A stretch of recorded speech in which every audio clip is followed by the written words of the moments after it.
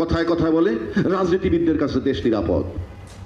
আমি নিশ্চিত করে বলছি বাংলাদেশের সবচেয়ে বেশি অনিরাপদ, দেশটা অনিরাপদ হলো রাজনীতিবিদদের কাছে।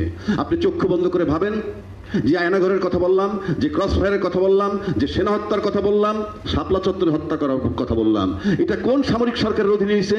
কোন ইউনূস সরকারের অধীনে? কোন ফখরুদ্দিন সরকারের অধীনে? এগুলো সব নির্বাচিত সরকারের অধীনে।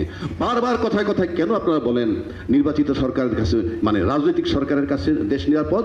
আপনারা তো প্রমাণ করতে পারেননি। 21 আগস্ট গ্রেনেড হামলা, রমনা বটমূলে হামলা, সিরিজ বোমার হামলা কোন সরকারের অধীনে হয়েছে?